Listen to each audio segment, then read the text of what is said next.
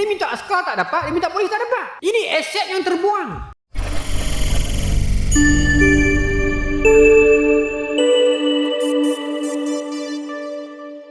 Bismillahirrahmanirrahim. Alhamdulillahilladzi khalaqal mauta wal hayata liyabluwakum ayyukum ahsanu amala wa huwal azizul ghafur. Ashhadu an la ilaha illallah wa ashhadu anna Muhammadan abduhu wa rasuluh. Wa nusalli wa nusallim ala sayyidina Muhammadin wa ala alihi wa sahbihi ajma'in. Radina billahi rabba wa bil islami dina wa bi Muhammadin nabiyyan wa rasula. Tuan-puan muslimin muslimat yang dirahmati Allah sekalian, Assalamualaikum warahmatullahi wabarakatuh. InsyaAllah tuan-tuan, malam ni kita menyambung lagi pengajian kitab Madza Khasiral Alam bi Hintatil Muslimin. Sebelum tu disclaimer awal. Disclaimer sikit lah bukan awal. Saya minta izin buat live malam ni je di TikTok. Saya kena sekat TikTok sebut tak apa 14 hari. Dia kata sebab saya dah cukup point macam mana tu lah, point violation dan semua tu lah. Saya tak pernah mencarut apa-apa, cuma kita review buku. Bila kita review buku tu ada konten buku yang macam politik semua tu. Kita tak sebut politik tapi kita review buku. So dia dikira sebagai politik dan hatred macam tu lah. Saya kena ban lah 2 minggu. Elok siap habis ban 2 minggu tu kemarin dulu. Okey lah, selesai dah tunggu 2 minggu. Elok, saya pun post satu video. Video tu Ustaz Anah Unes Media Work buat kat saya. Special lah. Maksudnya tak ada ambil siapa-siapa punya, sendiri punya. Saya upload. Bila saya upload, dia strike terus, dia kata mengguna pakai video orang lain. Kena ban forever lah. Kena ban terus selama-lamanya. Account masih ada tapi tak boleh nak buat video, tak boleh buat beg kuning apa semua. Saya puas fikir lah, Google merata tak ada cara. Saya mesej 2-3 orang yang pakar sikit dalam bidang TikTok ni, dia cakap tak boleh buat apa lah. Last sekali terfikir satu idea. Ada seorang tu dia komen, saya baca lah komen tu kan. Dia kata cuba try chat dengan TikTok. Carilah macam mana cara nak chat, nak call pun tak ada number semua kan. Senang abang tu lah, ketiak habis-habis ni sampailah boleh chat dengan manusia. Nak abang kata sebelumnya ni robot duk balas, machine system duk balas ni. Dapat jugalah manusia terang, depa pun balas macam tak apa nak setuju kan, US punya kot. Tak apalah. Dia berkata 7 working days lah untuk dapat keputusan tu. Saya minta agar cek balik penalti yang dikenakan tu. Saya tak tiru, saya tak ambil video siapa-siapa, memang video sendiri. Tiba-tiba dalam duk sedih lah, bahasa saya ni bergantung lah juga, bukanlah bergantung sangat tapi bergantung jugalah untuk nak sustain saya punya buku ni dengan beg kuning tu. Susah hati jugalah kan, takkan nak buat account baru. Dalam duk sedih-sedih tu sajalah dia buka, dia tak balik-balik, ada dah, boleh dah. Cuma dia buat kesyarat kat situ, kita kena buat live 2 kali. First tier dengan 2 tier. Saya tak faham macam mana, tak tahu lah, tapi saya ikut je lah. Tu saya ingat nak buat bila ni. Alang-alang ni saya buat siap-siap lah. Alang-alang ni saya buat ni untuk pengetahuan dalam ni dan juga tuan-tuan lah. Saya tak apa suka buat live masa kuliah, tapi nak pelepas cepat-cepat syarat tu. Tak maulah tergantung lama-lama dengan orang ni, payah. Jadi saya buat siap-siap. Jadi malam ni kebetulannya kita menyambung lagi perbincangan kita pada bulan lepas. Kita di bawah subtopik keistimewaan bangsa Turki. Maulana Abu Hasan Ali An-Nadi bawakan kepada kita bagaimana pada satu ketika mana kita telah jatuh, bangsa Utsmaniyah inilah, Turki inilah yang menaikkan kita semula, maruah kita semula. Yang sebelumnya kita sudah ada Bani Saljuk yang juga keturunan Turki pun. Tak apalah. Kemudian malam ni kita nak sambung cerita tentang itu. Bacaan sikit lah. Baik. Okey. Dalam poin nombor 2 tu kita baca sikit bulan lepas, sambung sikit malam ni. Iaitu apakah keistimewaan lain kepada bangsa Turki ataupun Utsmaniyah ini? Baik. Mempunyai keunggulan teratas dalam pelbagai persenjataan dan kekuatan angkatan perang yang dapat digunakan untuk meluaskan kekuatan Islam baik di bidang material maupun spiritual untuk mempertahankannya dari segala rongrongan musuh-musuh Islam. Kita dah cerita dah sebelum ni. Iaitu mereka tidak mengabaikan aspek-aspek fizikal. Walaupun mereka ini sufi, kebergantungan kepada Allah itu tinggi, tetapi aspek fizikal, matematik, maths, fizik, they do the calculation. Mereka buat pengiraan dan sebagainya. Mereka tak abaikan fizik. baru ni Iran. Tak boleh sebut. Tak boleh sebut kan? Boleh tak? Tak boleh. Saya dia kena ban lagi. Tak sebut Iran lah, jangan marah. Siapa ya? Straight sangat ni. Baru ni depa Parsi lah, sebut Parsi tak apa. Parsi serang. Itulah negara tu lah. Tak guna tu. Dengan menggunakan hypersonic. Menarik cerita tentang bagaimana saintis-saintis Parsi ni, depa ni dilatih untuk memperkuatkan depa punya keilmuan. Saya pernah cerita ada di surau ni kan, saya pernah sembang dengan seorang doktor di pusat perubatan tertinggi USM tu kan. Profesor tu dia doktor lah, dia cerita lah kami pergi melawat di takkan tak boleh sebut langsung Iran boleh tak? Tak apalah, baru lepas kena ban tak jaga bila. Pergi melawat di Parsi tu. Dia kata kemajuan mereka jauh meninggalkan kita, dalam dok kena sekatan ekonomi dunia pun kemajuan depa jauh meninggalkan kita. Bangsa Parsi ni dahsyat. Sebab tu dulu pernah ada krisis, pernah ada isu kehilangan para saintis mereka. Kita ingat tak satu zaman? Kita akan pergi nantilah. Saya berniat nak cerita juga nanti bagaimana isu antara depa dengan negara Yahudi ni kan, negara haram Yahudi ni. Memang dia takkan selesai. Contoh kalau tuan baca sejarah yang autentik, bukan autentik, yang original, Prince of Persia. Macam nama movie tiru yang tu. Prince of Persia, sumpahan orang Parsi yang mereka tak akan berdamai dengan orang Jews tu. Mungkin itu ada kaitan lah. Dulunya isu di tanah Palestin ini adalah isu Muslimat. Tengok ada apa kot? Bukan. Duduk tengok kat situ. Kita nak abang apa-apa. Isu adalah isu Arab. Isu Arab. Orang non Arab dia tak peduli. Parsi tak peduli, Iran lah maksud saya tu. Parsi dia tak peduli, Turki dia tak peduli, bahkan Turki iktiraf Israel. Iran yang kedua iktiraf. Bagi depa itu isu orang Arab. Betul, perang Arab Israel. Tapi sekarang ni dia macam nak terkalih. Dia macam Arab kurang bertindak. Saya tak mahu kata tak bertindak. Mereka ada orang kata apa, depa punya bahagian. Tapi di sudut fizikal ni nampak yang non Arab pula ambil alih. Kita tidak ketandusan warrior lagi.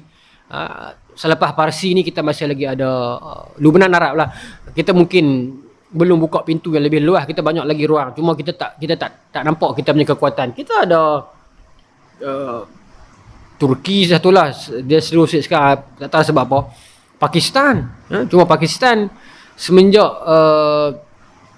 Imran Hussein tu dia kena guling tu kan, dia jadi slow sikit. Pasal yang menggulingkan dia tu dia pro Amerika sikit kan. Mungkin kalau Imran Hussein lagi dia tak macam sekarang. Tak apalah. Tapi Pakistan kuat. Pakistan antara kuasa ketenteraan militeri yang ada nuklear kan. Tak apa. Saya sambung lah. Okey. Kata Maulana Abu Hasan Ali An-Nadwi dalam ni mengatakan bahawasanya mereka dapat meluaskan kekuasaannya di 3 benua, Asia, Afrika dan Eropah.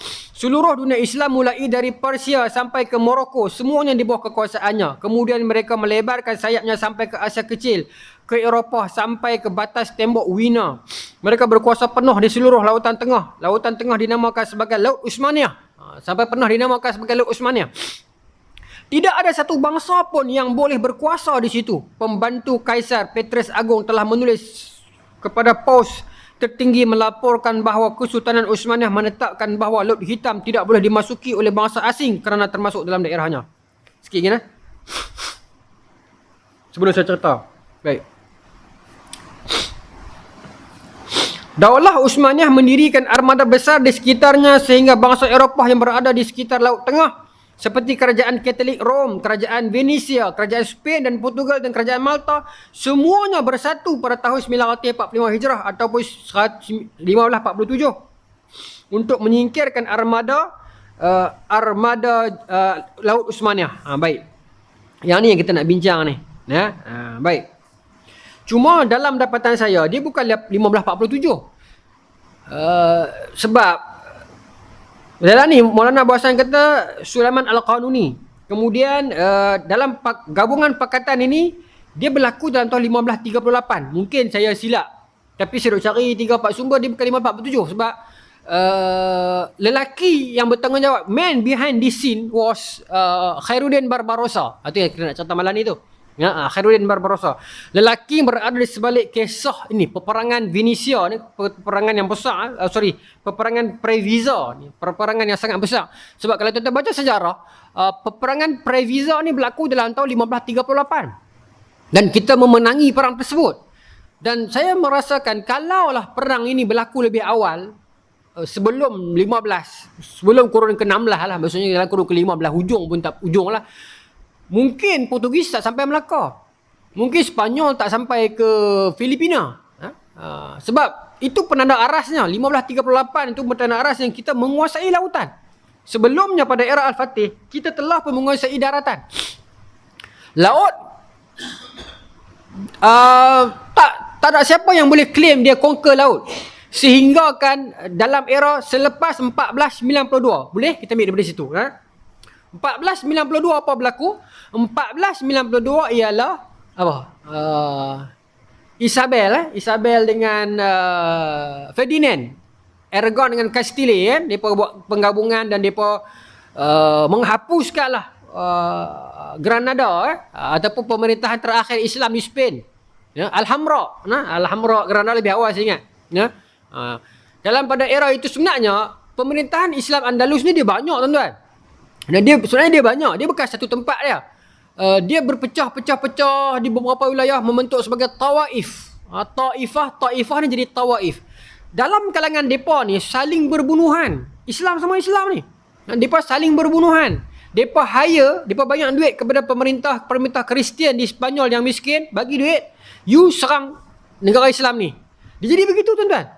Negara Islam yang kaya dekat Sepanyol ketika itu depa terlalu kaya, depa tak boleh tengok depa punya saudara se-Islam dengan depa yang ada taifah yang lain yang kaya juga. Jadi saingan, jadi rival depa tak boleh terima, maka depa bayar duit kepada kerajaan-kerajaan miskin Kristian untuk berperang proksi bagi pihak mereka. Kalau kita membaca sejarah Andalus, kita dapat melihatkan bagaimana kerajaan Castile, Aragon apa semua ni depa dulu pun bergaduh.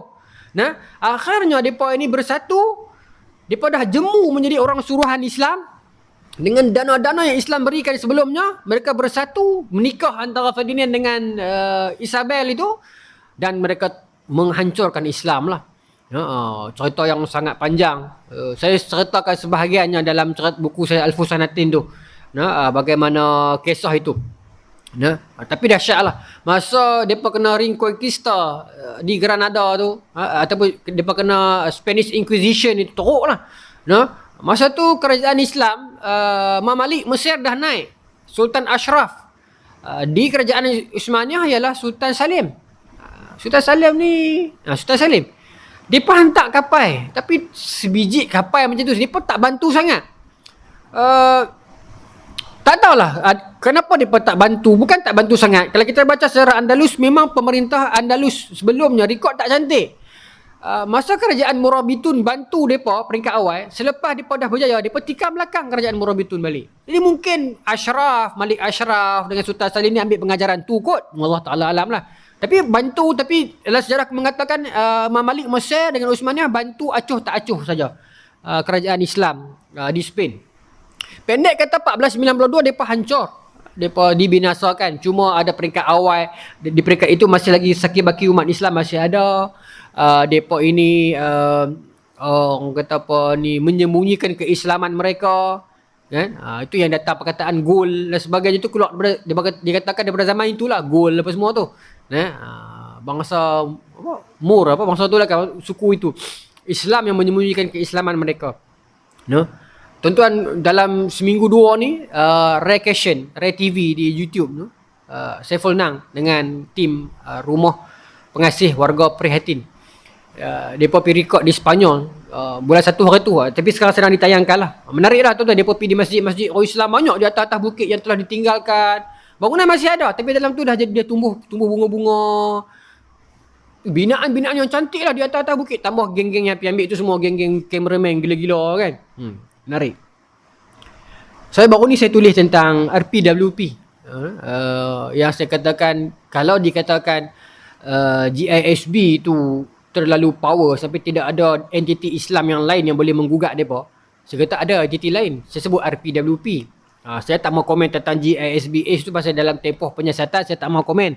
Saat lagi jadi isu mengganggu siasatan polis dan sebagainya.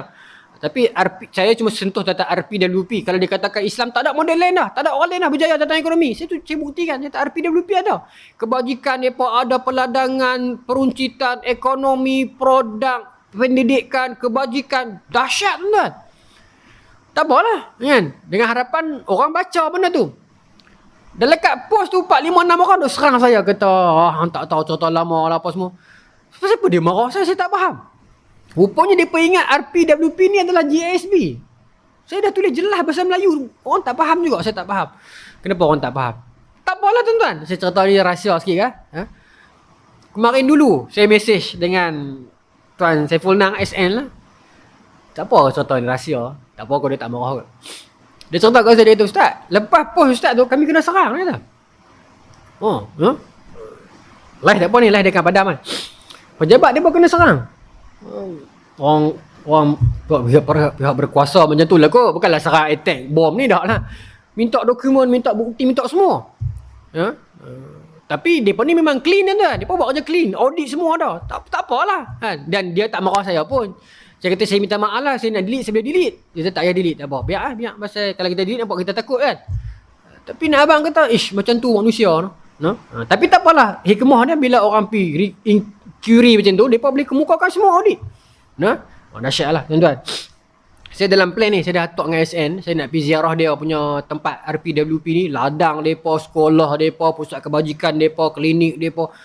Jom, kita pergi tuan-tuan. Ramai-ramai nak. Kita pergi assessing nak pun jumpa sana di Kajang. Saya kata boleh tak saya bawa kawan-kawan? Ni geng-geng media. Saya tak nak bawa geng-geng media boleh? Ramai tak? Kita atok satu time kan.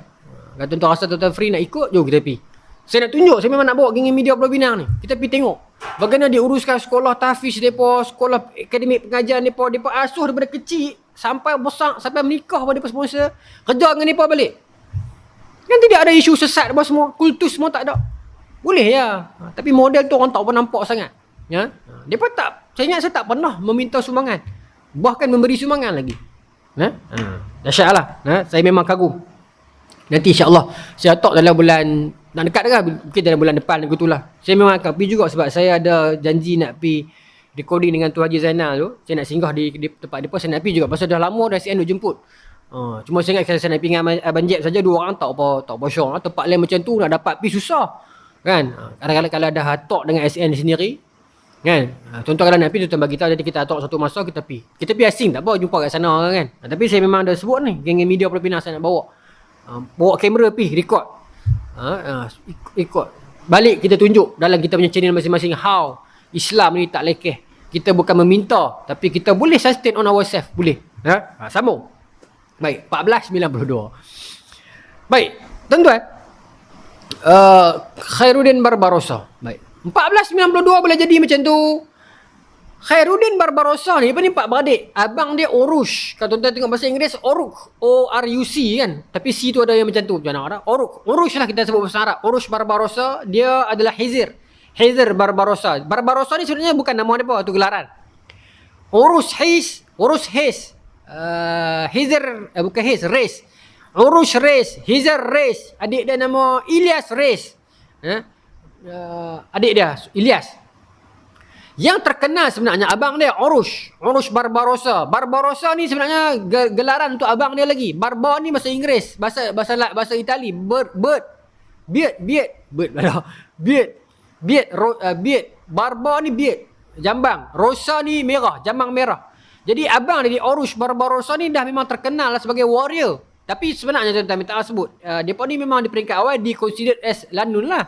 Tapi saya nak bagi disclaimer Lanun ni macam mana. Mereka duduk di kawasan kepulauan Lesbos dekat Greece, dekat kawasan kepulauan Mytilene macam tu lah. Dia ada, kalau tuan buka peta memang ada Mytilene, kepulauan Mytilene ni. Baik.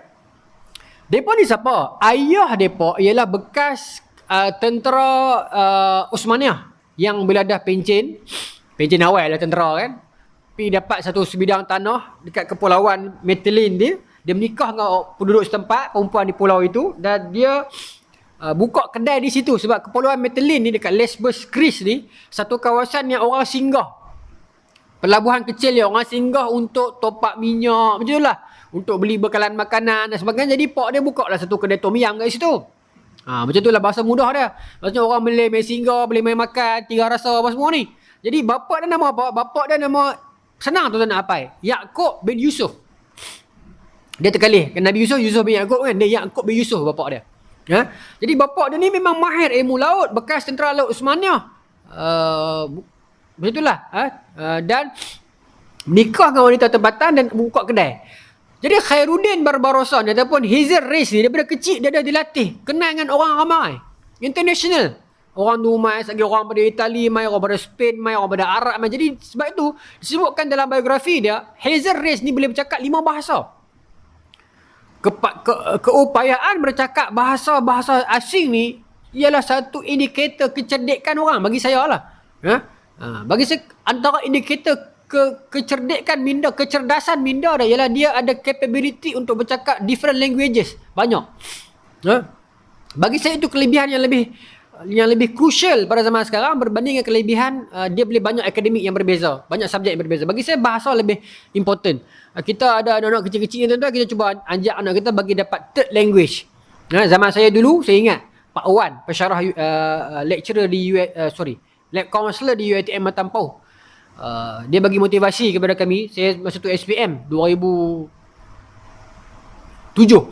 Dia kata saya tak setuju anak-anak sekarang SPM duk ambil subjek banyak-banyak. Zaman tu kan banyak-banyak duk ambil kan.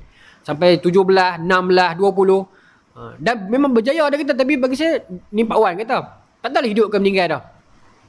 Dia kata, bagi saya kelebihan itu baik gunakan belajar bahasa. Dan sekarang saya nampak benda tu betul. Kadang-kadang kita pergi terlalu banyak cabang nak buat apa, kita tak boleh pergi selungguk semua cabang tu. Kita at last kita mesti ada kita punya niche area kan. Jadi kita baik belajar bahasa. Dan saya nampak benda tu sekarang. Kawan-kawan saya yang pergi di Jerman buat engineering, balik mai tak ada kerja, dia pun kerja jadi penterjemah. Untuk FedEx lah, untuk apa lah. Gaji dia pun sangat banyak. Yang pergi di Jepun balik mai tak ada kerja jadi engineer, dia pun jadi penterjemah untuk tourism. Lagi kaya. Jadi duta dan sebagainya. Lagi kaya. Maksudnya yang dia belajar engineering 5 tahun tu tak guna pun. Balik mai ilmu bahasa yang dia belajar ni lagi pakai. Tapi bukan nak kata jangan belajar engineering. Dah pergi dah belajar. Belajar tak apa. Dia melatih otak kita bagi jadi kuat. Baik. Maka tuan-tuan, Hazel Race ni cerita dia. Mereka ni dua beradik ni. Adik dia sekali lah. Tapi mereka ni dikenali sebagai macam Landun jugalah. Minta maaf sebut lah. Tapi mereka ni tak pernah kacau kapal orang Islam. Mereka cuma kacau kapal orang Kristian. Sebab apa tuan-tuan ingat? Ini area tu 1508, 1501, iaitu area selepas Spain dah took over Islam. Kristian dah ambil alih Spain daripada Islam. Jadi masa tu kerajaan Sepanyol ada Raja Charles kelima. Raja yang cukup kurang ajar. Dia boleh bergaduh dengan siapa pun, hatta kaum baik dia, King Francis, Raja Francis. Okey. Dia dahsyat lah. King Charles kelima ni, Raja Jerman, dia memang satu raja yang gede. Jadi masa tu orang-orang Kristian Spain ni samsing. Mereka rasa mereka dah pegang dunia hanya dengan mereka dapat Spain. Mereka rasa bila mereka dah dapat Spain balik daripada orang Islam, mereka dah seolah-olah mereka jadi euforia. Mereka rasa macam tak boleh, kuih baru kira nak bergaduh. Padahal mereka tak tahu dunia lebih luas. Uthmaniyah masih kukuh. Malik sedang membina nama, tapi puak-puak ni tak tahu apa. Dia rasa macam kita dah boleh kuih Islam jatuh daripada Spain, kita dah pegang dunia. Dia pun lupa masih ada lagi 2 gergasi besar Islam. Itu tak contoh Timur Leng lagi. Mongol. Tapi tak apalah. Dia rasa lagu tu, maka dia duk kacau orang. Kuat laut ni. Dan masa inilah dua beradik ni dia buat gila. Kapal-kapal Spain Kristian lalu ni kadang-kadang bukan askar pun, pelabur orang biasa, businessman. Tapi bila mereka rasa macam Kristian dah menang dekat Spain, maka mereka boleh samsing. Maka mereka takkan boleh lepas dengan dua beradik ni. Itu cerita dia. Itu Urus Barbarossa dengan Khairuddin Barbarossa, sampai nama dia sangat terkenal. Dia menggulik, dia menghancurkan satu demi satu kapal, menewaskan. Dan kapal orang Islam dia tak kacau. Tapi masa ni dua beradik ni pun tak ambil tahu pun pasal Spain, Islam kena tawan lah apa. Depa more tu hobi depa, minat depa lah. Saya kan bila saya baca sirah ini, saya teringat hadis Nabi SAW. Nabi sebut dalam hadis riwayat Bukhari Muslim. Nabi kata innallaha azza wa jalla la yu'ayyidu hadzal din birrajulin fajir. Allah akan kuatkan agama ni dengan lelaki yang jahat. Fajir ni dia bukanlah kafir, dia mukmin, dia Islam, Muslim. Tapi dia tengah terjemahan syarah dia kata fasik. Ya, tapi saya ingat tak guna perkataan tu lah. Okay. Fajir ni dia macam mana? Saya ingat dia bukanlah fasik. Dia macam nakal lah. Boleh melawak. Dia pergi masjid sebenarnya 5 waktu, tapi dia boleh pergi snooker. Saya nak abang macam tu. Saya nak bagi contoh dia, saya tak tahu. Kita ada kawan-kawan macam tu kan. Pergi karaoke, balik karaoke, singgah semayang. Kan? Kami dulu dulu macam tu, budak-budak muda kan. Ada kad karaoke, balik mes singgah semayang, ambil Petronas. Malam pergi snooker, pergi futsal. Maksudnya bukanlah jahat. Lagu tu lah tara-tara tu lah kan. Pergi tengok bola kat Bukit Jalil, orang maki, kita maki sekali. Tapi balik sampai rumah, pukul 4, 2-3 pagi, main isyak pula. Lagu tu lah. Saya nak kata fajir. Tapi hadis ni kalau tuan-tuan buka dalam sebab urut panjang lagi lah. Cerita hadis riwayat Abu Hurairah, cerita pasal seorang lelaki ni yang dia bunuh diri dia tu. Tapi di hujung tu lebih kata Allah akan kuatkan agama ni dengan lelaki yang fajir. Tapi kalau kita melihat kepada konteks Islam hari ini, maha benar Allah, benar Rasulullah SAW, itu berlaku. Ya? Orang-orang yang buih-buih ni dia begitu. Dia kena cengih sikit, dia macam Gaddafi. Kena orang yang macam tu. Dia kena ada gedebe sikit, dia kena pandai apa orang kata apa, cuit sikit kan. Status tu bagi membakar sikit. Dalam Islam kita kata irhab. Dalam fiqhul jihad, almarhum Dr. Yusuf Al-Qaradawi mengatakan irhab. Irhab ni menakut-nakutkan musuh. Orang yang macam tu sikit.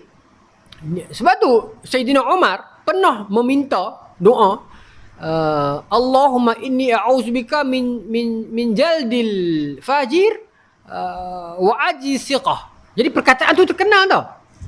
Perkataan jaladul fajir wa ajzu siqah. Tuan-tuan buat nota.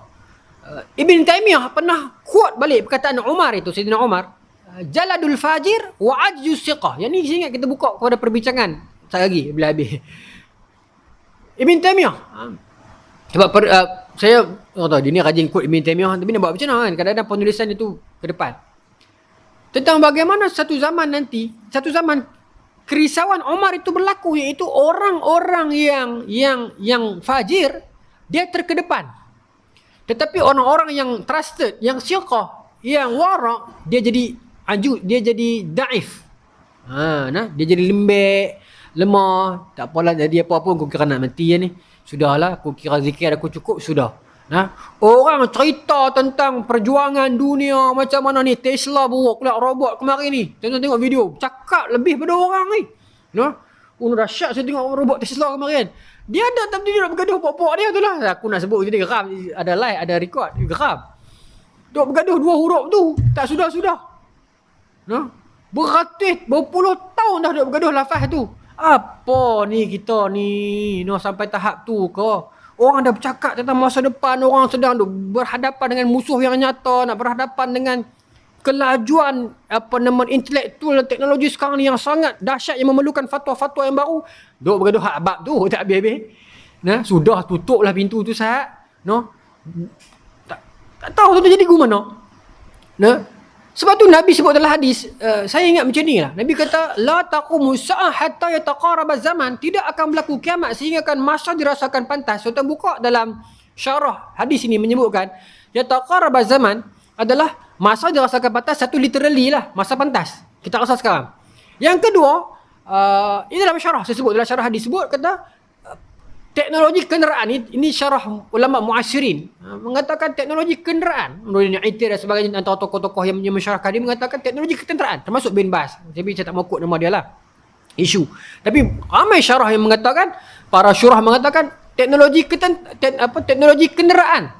Bila kenderaan bergerak laju, sebab Nabi kata wa takuna sanatu kasyahri asyahru kal jum'ati wa takuna jum'atu kal yaumi.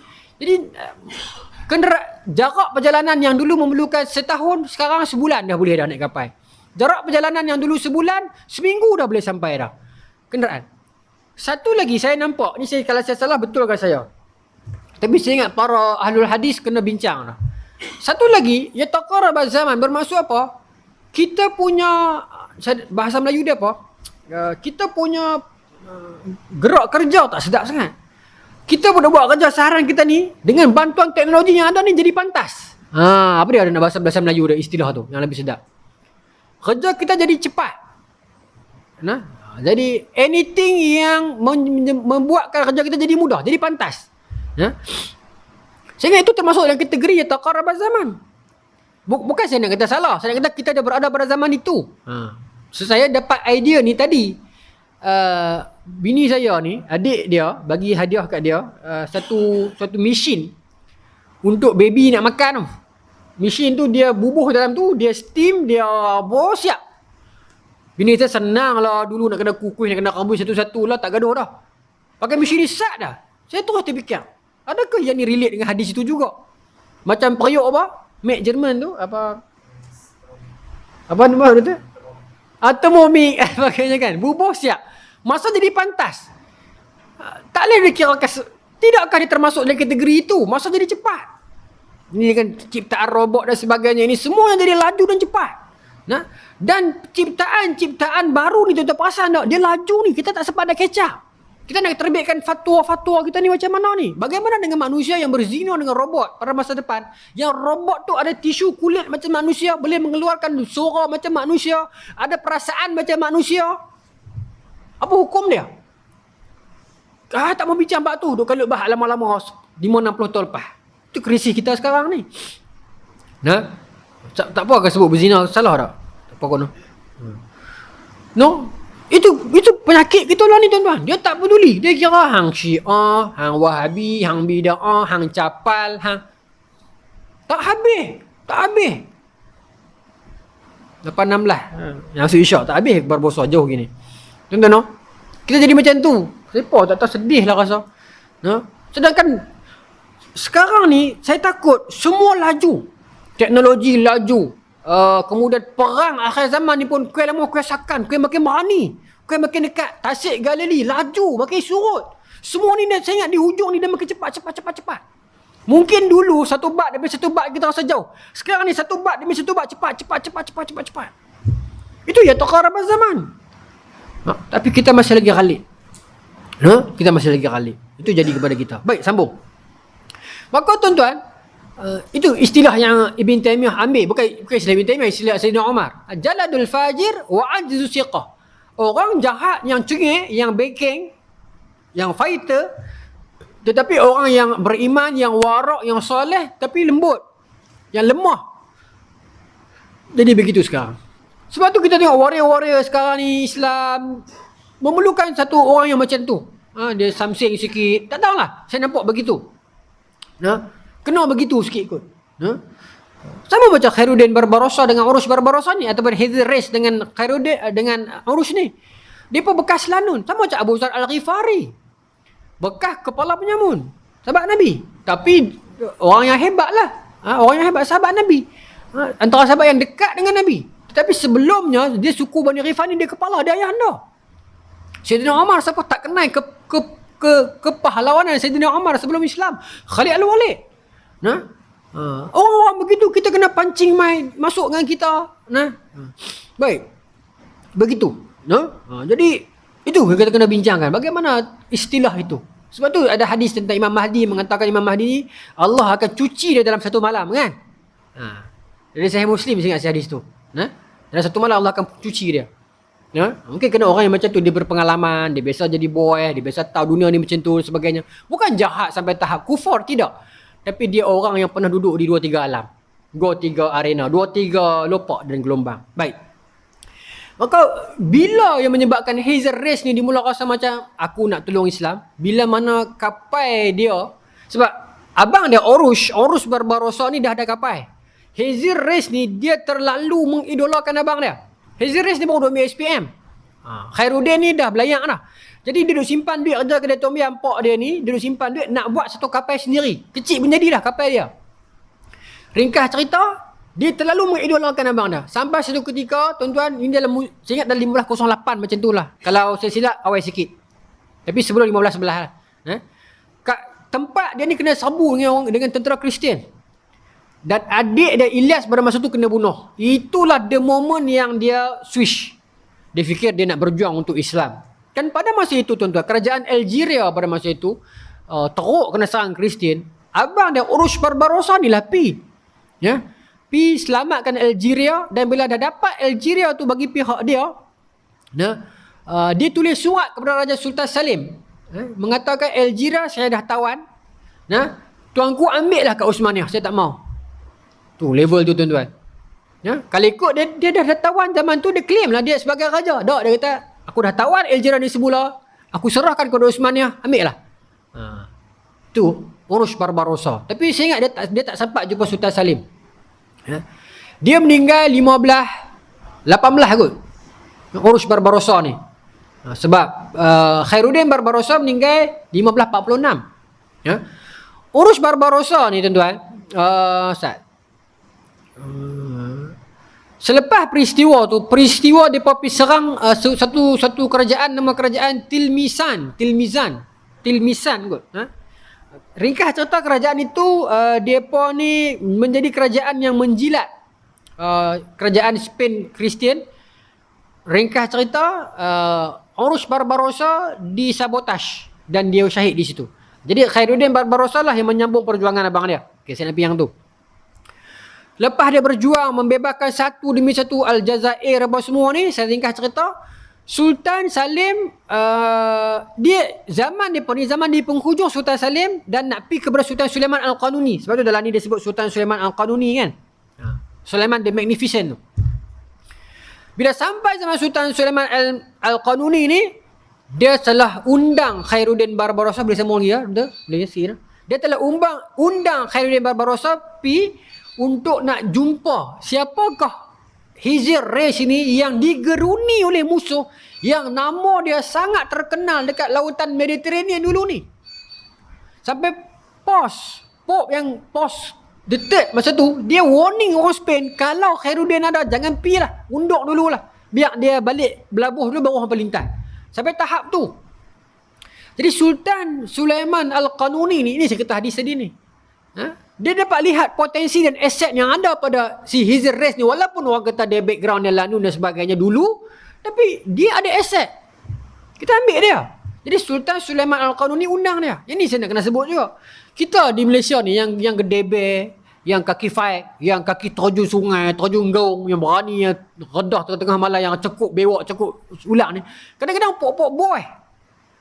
Dan pok-pok ni kadang-kadang ada problem kisah silam dia, kadang-kadang pernah kena tahan sehari dua kan, bergaduh dan sebagainya. Pok ni rekod dah tak boleh buat apa dah. Dia minta askar tak dapat, dia minta polis tak dapat. Ini aset yang terbuang. Sayang lah. Pok-pok macam ni, kalau kita nak ambil la yu'ayyidu hazadin birrajulil fajir, kita kena guna dia pun ni. Saya minta maaf, saya dah ramai kawan, kenalan, tuan-tuan pun ada. Kadang-kadang kita tahu member kita ni dia memang fighter punya orang, tapi dia minta askar tak dapat. Pasal apa? Pasal tapak kaki dia flat. Pasal apa? Pasal telur dia besar sebelah. Macam ada lah kawat bau jatuh. Kadang-kadang ada seorang kawan satu, dia punya terlebih sikit kat sini. Tak dapat. Saya tak tahulah, saya bukan bidang medik, tapi saya rasa macam sayangnya dia pun ni tak dapat masuk. Kan? Aset yang terbuang saja. Kalau rekod jenayah telah lah kan. Sayang. Sayang. Budak-budak Juvana kaki-kaki kahak ni kita ambil, duduk satu unit infanteri kita ke apa ke, tak tahulah, saya tak nak. Tapi Sulaiman Al-Qanuni nampak benda ni. Dia tak nampak sebagai lanun, dia nampak sebagai pejuang. Maka dia ambil, dia iktiraf. Berlaku perjanjian di antara dia dengan Khairuddin Barbarossa, maka mereka melebarkan empayar laut Islam jauh tuan-tuan. Zaman Sultan Sulaiman Al-Magnificent ni jauh. Mereka meninggalkan mereka meletakkan nama Osmaniah dalam peta. Sebab tu saya beri sebutkan Laut Osmaniah. Baik, masa tu ada seorang lelaki lagi nama dia Piri Reis. Dia yang buat peta tu. Dia yang karang kitab Al-Bahar. Ataupun bahasa Turki dia kata Al-Bahru ni, bahasa Turki dia kata Bahriye. Saya tak tahu kenapa Turki suka ada i belakang. Turki Bahriye. Bahriye ni bahar lah. Bahar ni mana apa? Lautan. Dia karang peta lautan yang direfer oleh para pelaut dunia. Dan dia ni antara orang kuat dengan Hizir Reis, Khairuddin Barbarossa ni. Saya ringkas cerita tuan-tuan. 819 berlakulah perluasan kuasa, mereka membebaskan satu demi satu kota Islam. Sampai masa tu orang Kristian di Spain tak terah duduk. Sampai satu zaman tu, sampai satu musim tu 1538, sebelumnya kerajaan Rom Suci Spain lah tu, ya. kerajaan Portugal, kerajaan Malta, dan semua dalam ni lah yang ditulis ni. Kerajaan Katolik Roma. Ataupun kalau tuan-tuan baca buku Uthmaniyah, Profesor Ali Shalabi, dia mengatakan kerajaan Rom suci. Spain lah tu. Katolik Rom, Venesia, Itali. Tapi kat sini ulang juga, Spain sekali lagi. Portugal, Malta. Ada 3-4 kerajaan lagi yang bergabung semua dengan pakatan yang cukup kuat nak lawan Austria, Vatikan, Malta, banyaklah. Bergabung dengan satu gabungan nak kepung, nak hancurkan Khairuddin Barbarossa. Ini berlaku tahun 1838. Ini yang disebutkan dalam ini. Tapi kami berbeza tahun. Tapi saya ingat mungkin typo. Sebab saya cari 1547 tak ada perang tu. Ya. 38 kan? Mungkin ni typo kot. Dekat doktor 38. Dekat buku doktor sama juga. 47. Saya ingat dia typo kot. Jadi 38. Depa ni gabung tuan-tuan. Saya ingat saya 600 kapal. 600 kapal dengan kekuatan berapa puluh ribu tentera lah, ramai lah. 60,000 orang tentera. 600 kapal dengan 60,000 orang tentera bergabung. Berapa puluh negara gabung. Dan mereka iktiraf sebagai itulah perang salib seterusnya. The next crusade. Mereka nak kepung dan mereka nak hapuskan Khairuddin Barbarossa ni. Yang masa tu dah bersama-sama dengan Sultan Sulaiman Al-Magnificent ni. Tuan-tuan, apa berlaku adalah Khairuddin Barbarossa pada masa ni dia kumpul kekuatan dia. Pasal Khairuddin Barbarossa dia ada akademi laut. Itu menarik lagi. Dia kutip budak-budak lanun, bekal-bekal lanun Islam ni yang buah-buah ni pada duk pi curi-curi barang kat pelabuhan ni, mai duduk bawah akademi dia. Dia latih di peringkat awal. Tuan-tuan, budak kalau kita latih daripada awal, depa akan dengar cakap kita sungguh-sungguh. Depa saya tak mau cerita. Saya ada benda sulit sikit tapi saya dah pernah melihat depa ni. Yang kecil-kecil ni bila kita dah brainwash depa daripada awal, tu usah kata apalah, depa akan setia kita sungguh-sungguh. Jadi Khairuddin Barbarossa dia ada buka akademi laut. Dan Sultan Sulaiman Magnificent bagi duit kepada siapa yang nak pi ke akademi laut dia. Dia latih berenang, latih ilmu lautan, ilmu kapal, ilmu layang, ilmu angin semua ni. Bukan sekadar latih tentera saja. Tak apalah, ringkas cerita. Dia dapat kumpulkan kekuatan sebanyak 20,000 orang tentera dengan 120 kapal. Nak lawan dengan 60,000 orang tentera dan 600 kapal. Bermaksud nisbah dah 1 dengan 3. Itu orang. Kapal berapa? 1 dengan 600. 1 dengan 6. Hampir tak boleh menang lah tuan-tuan. Tetapi dia berserah kepada Allah Subhanahu Wa Taala. Kan Allah sebut dalam Quran. Kam khaili, saya tak apa ayat tu. Apa ayat tu? Berapa banyak yang sedikit pernah menewaskan yang banyak. Surah Baqarah 249 kan? Surah Baqarah. Berapa ramai yang sedikit telah pun menewaskan yang banyak. Dia berpegang pada ayat tu. Maka tuan-tuan, dalam pertempuran itu, saya nak bagi source saya. Yang saya nak cerita lepas ni sikit ni, saya dapat tulisan Indonesia. Cuma sumber tu dia orang putih. Saya tak pasti sumber tu sejauh mana autentik dia. Tapi dia bukan hadis lah cerita ni. Tapi ini sirah. Indonesia ni kadang-kadang banyak kajian dia kan. Cerita saya nak cerita ni lah. Cerita yang sama, perang Preveza ni 1538. Cuma cerita tambahan ni saya tak dapat di tempat lain.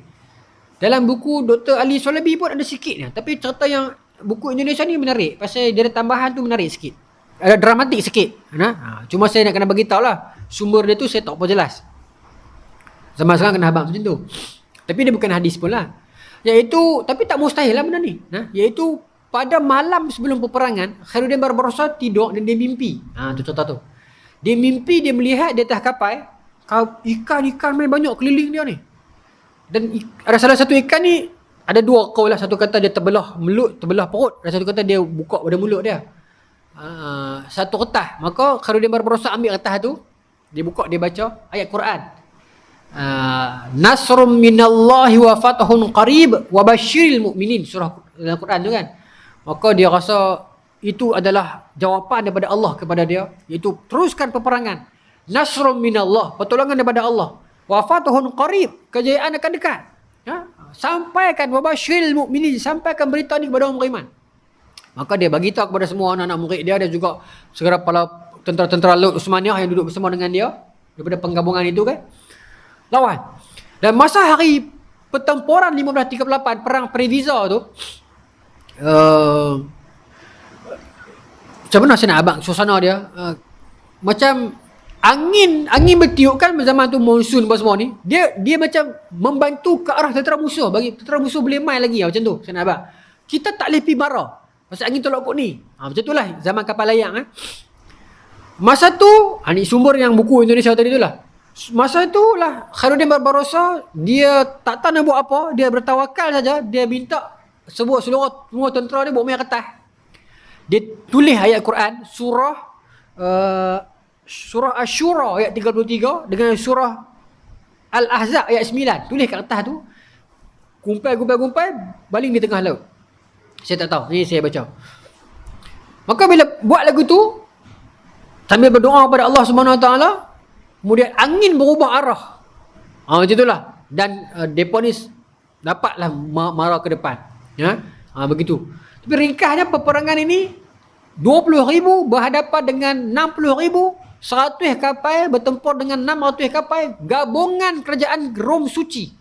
Spain, Portugal, Perancis tak masuk. Perancis pasal Raja Charles dengan Raja Perancis ni dia bergaduh. Tapi yang lain ni bergabung. Malta apa semua ni bergabung. Wakanda tak ada. Bergabung. Tapi kena dengan Barbarossa ni, dengan Uthmaniyah. Dahsyatlah. Peperangan Preveza itu telah meletakkan nama Uthmaniyah dalam peta laut dunia. Lepas pada tu kita kontrol laut. Sebab tu saya katakan tadi, kalau perang ni berlaku sebelum 1511, mungkin Portugal tak sampai Melaka. Sebab sejak Preveza kita kawal laut dunia. Itu faktanya. Sejak Preveza kita kawal laut dunia. Sampailah zaman Pearl Harbor. Zaman itu dah main ke revolusi Eropah dah lah. Tapi dah zaman Pearl Harbor tu dia bukan zaman laut dah. Dia zaman langit. Siapa kontrol langit, dia boleh pegang dunia. Itu yang Jepun buat kamikaze. Tapi sekarang bukan langit lagi lah. Sekarang ni zaman luar langit, iaitu satelit. Siapa kontrol yang tu, hang ada jet mahal macam mana pun, kalau aku boleh jatuhkan jet hang pakai komputer, akan jatuh jet hang. Sebab tu kita kena hantar anak-anak kita pergi belajar mendatang tu lah, algoritma apa semua ni. Kita kena hantar anak-anak kita masuk ke bidang itu, akademik itu. Baik. Saya nak tutup dengan cerita yang ni. Masa tu ada satu kerajaan di Tunisia, kerajaan Bani Hafsi. Ini saya ambil dalam buku Uthmaniyah, Dr. Ali Shalabi. Kita ada seorang lelaki nama Hasan, Al-Hasan bin Muhammad kot nama dia. Dia ni pembelot. Dia berkawan dengan Khairuddin Barbarossa, dia Islam. Tapi dia kutip semua info-info, dia pergi bagi kat Raja Spain. Dengan tujuan nak jatuhkan Barbarossa ni. Tapi masa tu kecerdekan Sultan Sulaiman Al-Qanuni ni, dia hantar, dia boleh baca dah game Al-Hasan bin Muhammad ni, kerajaan Hifzi ni. Maka dia hantar seorang spy. Saya catat nama spy tu, tapi kat sini tak ada, hilang. Dia hantar seorang spy. Ada nama spy tu. Dia hantar spy tu pergi masuk ke Tunisia, dapat cari sampai jumpa dokumen yang Hasan bin Muhammad ni guna untuk Nabi bagi dekat Raja Spain ni. Saya terlepas satu tuan-tuan. Bagi yang dalam ni kan tuan-tuan, tuan-tuan berminat nak tahu perang Preveza ni, tuan-tuan cari nama tokoh-tokoh macam John the Baptist, Adria apa? Itu panglima Kristian dahsyat tu. Andra Noria apa? Nama dia sedap. Satu lagi apa? Nama dia sedap. Dia panglima Kristian zaman Preveza tu. Adra Nodia, macam itulah, Adra Moria, sedap nama dia, boleh buat nama band ni. Andra Noria, macam itulah. Ini nama-nama tokoh-tokoh pahlawan Nepal lah, tapi tuang semua. Baik, saya tutup dengan yang ni. Tuan-tuan, Sultan Sulaiman hantar spy masuk ke Tunisia, dapat cari sampai dapat modus operandi, planning, dan dicekup Hasan bin Muhammad, kerajaan Hifzi Tunisia tu. Rupanya dapat tahu, selama ni ada 2-3 siri-siri peperangan kecil yang Khairuddin duk kena, yang hampir terbunuh Khairuddin tu. Rupanya kawan ni yang duk pergi cerita. Maknanya nak abang apa? Saya nak abang yang ni, teknologi intelijen Uthmaniyah dah ada pada masa tu. Dia boleh menusuk masuk dan dapat jumpa. Tuan-tuan. Dahsyat lah. Dan bagi tuan-tuan kat sini yang sempat baca buku saya Hak Hitam dulu tu, Kau Percaya Konspirasi tu, dalam buku tu saya bawa satu bab tentang intelijen. Buku tu saya tulis tahun 2000 berapa? 2018. Tuan-tuan, sebenarnya ilmu intelijen ni kita dulu. Nah, ingat tak perjanjian Hudaibiyah? Nabi beritahu kepada orang Islam yang daripada Mekah yang tak dapat izin family balik ke Mekah balik. Itu intelijen tu. Untuk menjadi intelijen kita di Mekah. Menjadi mata dan telinga Nabi di Mekah. Ingat tak peristiwa Zainab yang isteri kepada Abul As tu, yang anak Nabi? Kan peristiwa dia nak ditukarkan pergi Madinah. Suami dia Abul As tawanan perang Badar nak balik pergi Mekah. Nabi takut masa tu Zainab jadi apa-apa, maka Nabi hantar Zaid bin Harisah masuk ke Mekah seorang-seorang dia, right after Badar. Tengah tegang masa tu, Zaid bin Harisah boleh menyusup masuk, dia bagi cincin Nabi kat salah seorang penggembala kami, ingat tak? Power tentang cerita tu. Senang abang apa? Islam yang mempelopori intelijen asalnya. Tetapi kenapa sekarang ini intelijen kita terpaksa admit yang antara yang top in the world adalah Mossad. Walaupun kita tak reda nak mengaku, tapi kita terpaksa mengaku. Tuan-tuan baca siri-siri Mossad ni tuan-tuan. 1968. Ni saya cerita sebagai penutup sekian, tak bawa tambahan. 1968 dia pernah rekrut seorang lelaki Palestinian. Ini saya baca semalam dalam World Journal. Bukan saya cerita dalam ambil dalam YouTube ni tau. Bagaimana 1968 dia pun rekrut Palestinian punya prisoner ni. Dia pun dah kacau otak dah dalam jurnal tersebut. Nak senang abang, dia pun tune berbasuh otak Palestinian tawanan ni macam cerita Manchurian Candidate. Tuan tengok tak? Denzel Washington. Balik tengok. The Manchurian Candidate tu. Dia basuh macam tu.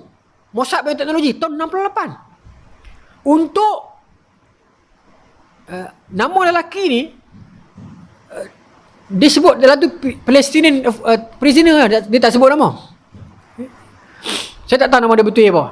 Saya cuba cari di dapatan yang lain, dia kata Fandi, tapi tu blog lah, saya tak berani lah rujukan blog ni. Tapi disebut prisoner lah. Tahun 68 dia bawa dia khas daripada Israel lalu ke Sungai Jordan. Dia set satu time yang masa tu Yasir Arafat ada datang tu dalam satu occasion. Dia lepas dia bagi pistol, okey, hang bunuh kawan ni.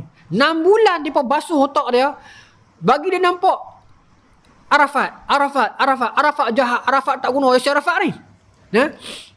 Macam cerita American Assassin jugalah, kan? Filem banyak malam ni. Tapi Allah punya kuasa, kawan tu yang dah telah dilatih beberapa bulan tu untuk membenci Arafat, ditanamkan dalam otak dia macam-macam benda nak bagi dia tembak Arafat. Dia pi dah dengan pistol dia sampai dekat Yasir Arafat almarhum. Dia tersedak kot. Dia melencong pergi ke balai polis. Dia tak bunuh Yasir Arafat pada peristiwa tu. Tu 68. Dah ada dah tuan-tuan. Itu alah tu biasa ya Ustaz. Tu tahun 68 tuan-tuan. Tahun 78 peristiwa terkenal, depa bunuh Wadi Haddad. Wadi Haddad ni tuan-tuan, dia salah seorang macam orang penting, orang-orang penting dalam PLO. Masa tu lah Hamas tak ada lagi, Hamas tu 87. Tapi Wadi Haddad ni sangat licik, tak boleh ditangkap. Meratapi tak pasal Wadi Haddad ni duk link dengan Mesir, duk link dengan Iran pada masa tu, tapi Iran masa tu tak tahu mana pasal Iran masa tu masih belum revolusi. Duk link dengan geng-geng Khomeini apa ni lah. Bukan Iran sangat pun, dia lebih pada Mesir. Dengan dunia luar lah Wadi Haddad ni. PLO, dia PLO juga. Dia bukan Hamas. Hamas belum ada.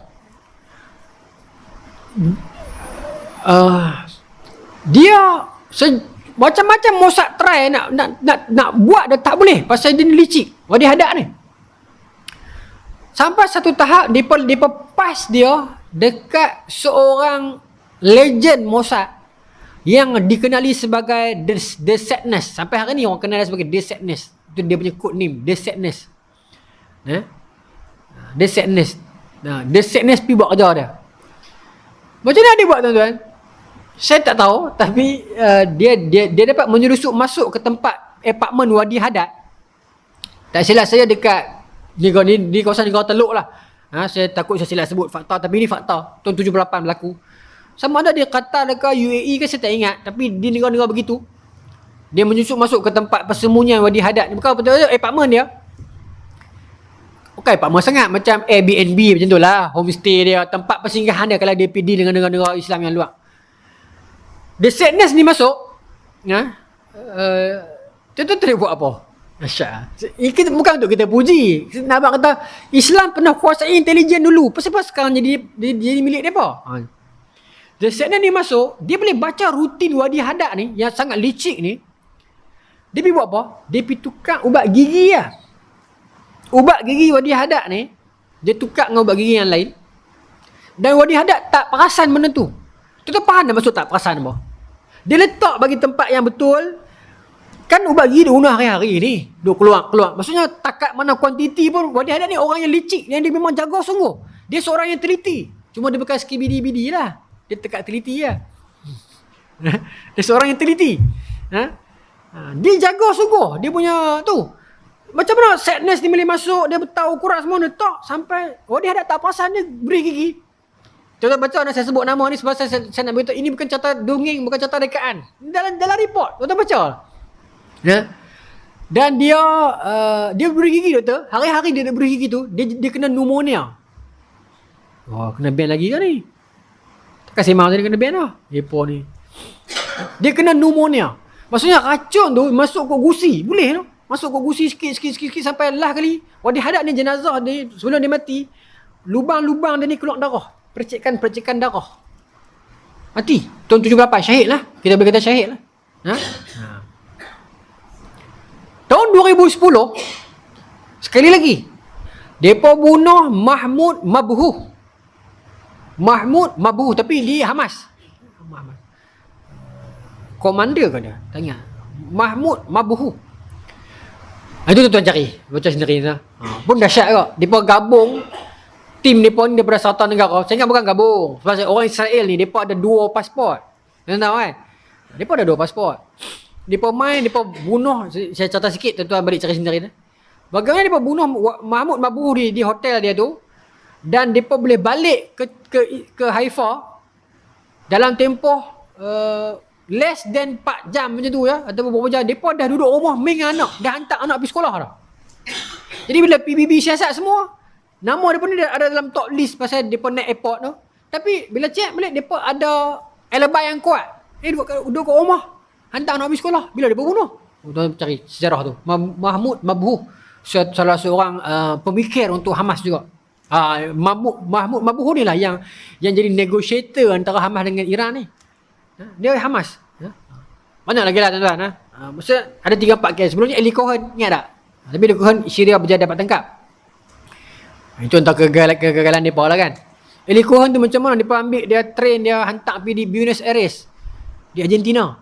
Kita tak terfikir apa siapa hantar pergi Argentina. Rupanya nak pancing General Aman Hafiz tu. Yang Aman Hafiz tu akan balik ke Syria jadi timbalan Perdana Menteri, timbalan Presiden ke? Menteri Pertahanan. Masya-Allah. Ya. Kita mungkin, tak tahulah, mungkin kita punya intelijen pun kuat. Cuma saya nampak macam mana mereka ni terlalu menguatkuasakan kelebihan intelligence tu. Kita hari ni intelijen apa? Masuk 3 line pecah kepala, cerita habis buat video kat orang memang kata. Dulu orang masuk 3 line segar-segar. Tak mahu abang korang. Pasal benda tu kita amal makruf nahi mungkar. Lah pasal lera. Buat video pula kan. Gangster lah, apalah, salam cekok ni, buah ni. Malu kat Yana lama-lama ni. Baru-baru ni. Sekolah pun buat kita 5 claim dah. Dia ada backup belakang. Kemain. Cerita habis kena ni. Dulu buah ni rahsia. Lah jadi bahan ketawa. Siapa? Tak boleh simpan rahsia. Tak boleh simpan rahsia. Itu macam mana nak jadi intelijen? Allahu Akbar. Maka tuan tak apalah. Itu kisah intelijen lah. Sebab cerita intelijen ni pasal saya teringat cerita tu lah. Yang Sulaiman Al-Qaduni ni buat intelijen zaman tu. Dia buat intelijen untuk hantar. Saya lupa nama seorang spy Sulaiman Al-Qaduni tu. Tapi siapakah spy yang awal dalam Islam? Salah seorang 2-3 orang tu yang penjajah Hudaybiyah tu yang tak disebutkan nama, saya tak tahu, saya tak ingat. Saya tak tahu, aku tak ingat. Tapi ada dan Nabi kata orang Islam daripada Mekah yang tak dapat restu family boleh balik Mekah balik pasca Hudaybiyah tu lah, masa Hudaybiyah tu. Tapi yang saya boleh sebut by name adalah Zaid bin Harithah. Memang Nabi hantar dia special masuk menusuk seorang-seorang right after Badar, tengah tegang di Mekah, semua tengah benci Rasulullah pada masa tu di Mekah. Dia boleh masuk menusuk tuan-tuan. celah-celah sempadan masuk jumpa dengan penggemar. Dia pastikan cincin Nabi sampai kat Zainab. So Zainab tahu yang bapa aku sedang parti aku. Bapa aku masih hidup. Zaman tu bukan boleh WhatsApp kan. Dan bapa aku duk tunggu aku. Oh, dahsyat lah. Nak beritahu signal yang Nabi punya orang dah masuk ke Mekah. Nampak terang mana sangat. Oh, dahsyat lah tu. Kemudian cerita yang Sayyidina Ali yang tahan Hatib bin Abi Balta'ah itu sebelum Fatahu Mekah. Itu juga intelijen. Bagaimana Sayyidina Ali boleh dapat info, boleh pergi intercept perempuan tu yang bawa surat Hatib bin Abi Balta'ah nak pergi pada Abu Sufyan tu. Pun contoh intelijen. Jadi hebatlah. Rasulullah SAW memang menguatkan intelijen. Itu intelijen ni apa? Spy lah. Unit spy. Sebab tu Israel buat yang tu. Dia memperkukuhkan Mossad ni sungguh-sungguh. Mossad first. Persenjataan kemudian. Sebab masa first Haganah dijenamakan pasal 48, dia buat Mossad dulu. Baru dia buat IDF. IDF ni selepas Israel Defense Force ni, selepas dia kalah 2 kali dalam 48 tu kan, peringkat awal dia kalah kena teruk tu dengan Imam General Amin Qusaini tu kan. Amin dengan Qasim Husaini, dua beradik. Seorang imam dia asal, seorang general tu. Baru ADF buat. Tapi Haganah ni dia membentuk Mossad dulu. Pasal dia tahu intelligence come first. 81 dah. Saya minta maaf tuan-tuan. Bulan depan insya-Allah saya nak pergi perenggan yang bawah tu sikit. Tak apa kot ni, selesai dah kot itu. Kita nak pergi yang ni lah. Keruntuhan moral bangsa Turki lah. Kita dah cerita kehebatan dia bawah. Kita cerita tu Al-Fatih, kehebatan fizik semua tu, menguasai darat. Zaman Al-Qanuni menguasai dunia lautan, perang Previsa. Kemudian selepas kita dah conquer tu lama tuan-tuan. Lepas 1538, abang kita punya hebat, Kristian dah dapat Spain, dia pun kembang kat mana? Dia pun tak boleh pecah tembok kita. Dia main era Europe je lah. Europe yang belah Turki pun dia tak boleh dapat. Dia tak boleh pergi dah. Walaupun dia claim Spain 1492, tapi dia tak boleh pergi jauh dah. Dia main kot tu ya. Akhirnya dia main kot kita. Dia nak main belah main kot ni, kot Algeria apa semua ni susah dah. Jadi itu antara kesan Previsa 1538. Kita conquer sampai kurun ke-17, kurun ke-18 ni. Sampailah Napoleon mai serang Mesir dalam perang Mesir dengan France 1798 tu. Kita bukan cerita bulan depan, tapi bulan depan Maulana Abu Hassan kata kita nak pergi kepada satu topik keruntuhan moral bangsa Turki. Mungkin boleh main sikit dengan elemen tu lah. Tak banyak dah buku ni tuan-tuan. Kita dah pergi dalam 60% dah. Buku ni saya risau pasal buku ni susah. 2 kali saya mesti minta nak tukar buku lain. Susah sikit buku ni sebab bila kita baca kita nak kena cari benda lain untuk kita nak bagi explanation. Susah sikit, berat sikit. Berat. Sebab tu bulan lepas saya tunda main minggu ni.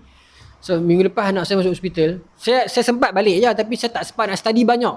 Study sikit tak syok lah. Orang bagi amanah kita untuk kuliah kan. Lepas tu kita kat Abang Faizul main minggu ni lah. Saya ada masa hari ni sehari saya dah tengok teliti balik 3-4 jurnal dan bacaan. Allahu Ta'ala alam tuan-tuan. Ada orang komen cerita lawak. Itu Malaysia macam-macam. Tapi tak kena ban lagi lah. Ahmad Nisfu. Manusia ni macam tu lah tuan-tuan.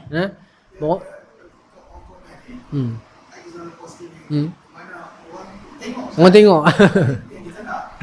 Apa nama? Tak perlu rasa. Betul saya tak. Cuma kita sedih kan dengan orang kenapa jadi macam tu. Kadang-kadang tak perlu komen, tak payah komen lah kan. Kadang-kadang rasa macam la ilaha illallah. Rasa tak sesuai, tinggal lah kan. Kemarin saya tengok video Pak Mat Western. Tak ada apa lawak. Orang maki, bukanlah ramai orang luar, tapi jenis gitu lah, bodoh tak guna kan. Kemudian video Ustaz Fawaz Fazil, alah dia letak sikit pasal GSB ni kot. Komen ni Ustaz bodoh, ilmu tak ada. Lah kawan tu Darul Ifta Mesir tu. Tapi tuan-tuan tengoklah orang yang macam ni, tuan klik profile dia. Most of them either dia ni fake account ataupun they will lock their profile. Tu ya. Takat tu je lah. hak kemas abu orang tu kan. Either dia fake account ataupun dia lock profile. Tu ya. Terang mana sangat. Ahmad Nisfu pun nama orang lain. Dekat tu lah. Ha? saya tak terkesan pun dengan benda, tapi rasa macam kesian kat apa jadi guni dunia apa teror ni ya. Kecil-kecil tu kena bully ke apa.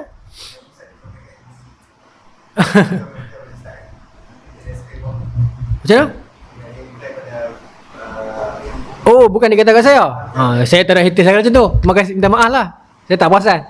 Minta maaf. Ahmad Nisfu, tapi tukar nama sendirilah. Minta maaf lah. Tapi tak tahulah Tapi tak tahulah. Saya ni jarang kena. Tapi kesian tengok orang lain duk kena. Tak payahlah komen pasal orang Fatah, Amin, Fazura pun nak campur. VIP lah kat depa. Nah, kita ni level patah riuk ya. Pilah Fazura nak apalah buat macam mana? Apalah rumah tangga depa. Depa kahwin tak panggil kita pun, depa cerai kita galup cuba. Allahu ta'ala alam. Bismillahirrahmanirrahim. Allahumma razuqna fahman nabiyyin wa ifdal mursalin wa ilma malaikatil muqarrabin wa ahdina fi riyatil arifin birahmatika arhamar rahimin walhamdulillahi rabbil alamin. Assalamualaikum warahmatullahi wabarakatuh.